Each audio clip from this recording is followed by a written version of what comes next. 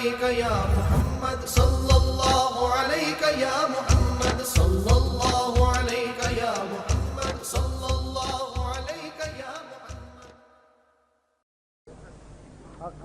یہ نفس دو طریقے سے پاک ہوتے ہیں،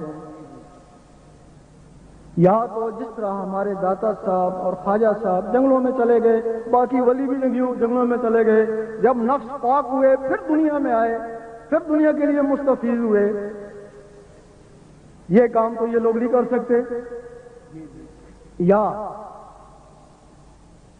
کسی ولی کی صحبت میں رہیں، اس کی نظر میں رہیں، تب بھی یہ نفس پاک ہو جاتے ہیں.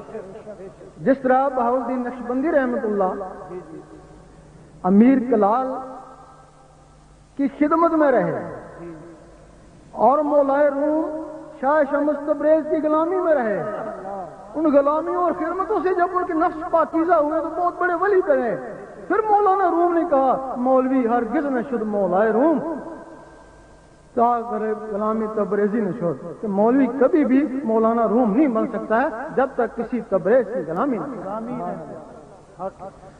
ہمیں لوگوں سے کوئی دشمنی نہیں ہے، جو عالم حق ہیں، عالم انصاف ہیں، جن کے اندر نور ہے، ہم ان کے خادم ہیں.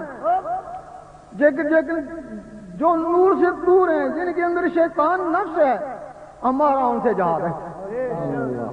ان کے لیے حضور پاک نے بھی فرمایا کہ جہل عالم سے ڈرو اور بچو. اصحابہ نے پوچھا عالم بھی اور جہل بھی؟ آپ نے فرمایا جس کی زبان عالم اور دل سیاہ یعنی جہل ہے، اگر تم ان کے نزدیک جاؤ گے تو یہ تمہیں فتنوں میں مبتلا کر.